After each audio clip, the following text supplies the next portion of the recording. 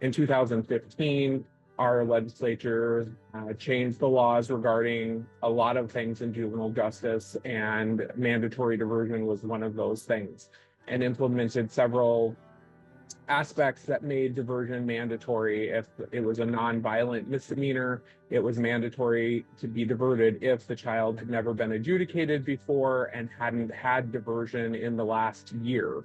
But that also gave prosecutors discretion to divert felonies, discretion to divert violent offenses. The way we approached it back in 2017 was really looking at the amount of youth of color coming into the system in Sioux Falls. I think at least we've been able to increase the amount of diversions in Minnehaha County because of this program, because we really intentionally looked at our data to see where the arrests were happening in Sioux Falls, the impact that youth of color, how they were entering the system, which I'll be blunt, it was through our schools. Those were the top three geographic locations.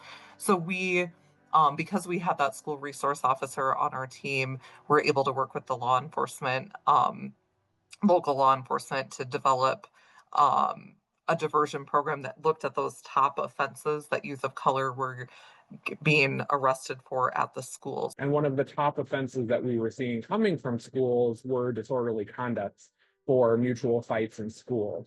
And there was a period of time where, because it was quote unquote a violent offense, that we were intentionally charging those offenses because they were violent.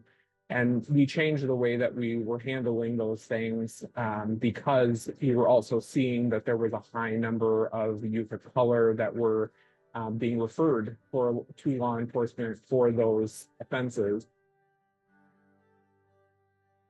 When we did this capstone, part of the situation, or what we were, I guess, focusing on, was developing an MOU between our schools, the courts, law enforcement, and the state's attorney's office to develop some behavioral standards before things are referred to law enforcement.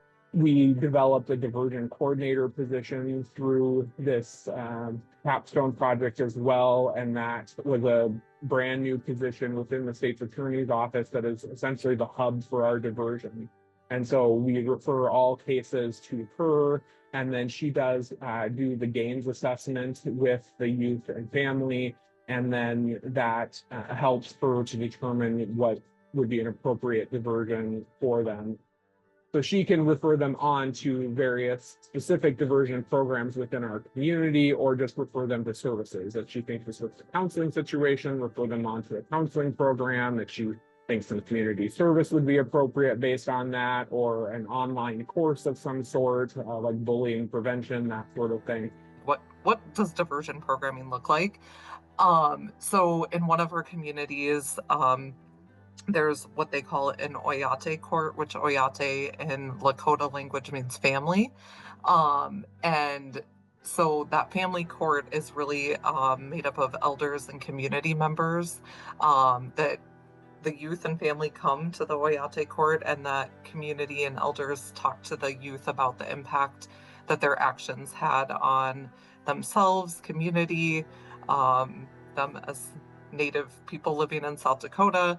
And that's really, really cool to start seeing programs like that. And the hope is that communities and counties use that diversion incentive money to then turn it back to those kinds of programs that may not be evidence-based, right? But are, working towards that and showing really promising results.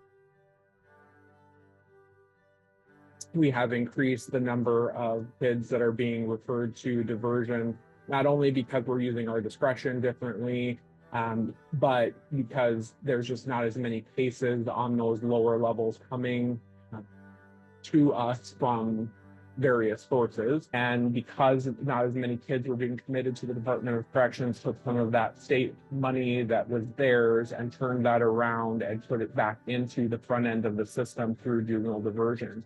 And initially, the turnaround money for every successful diversion for each county was $250.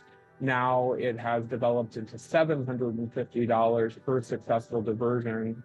And every year, each county has to provide your numbers and your proof of your successful diversions, and then the county is written a check from the state for their successful diversions. And last year, about this time, Minnehaha County got over $300,000 in successful diversion reimbursement.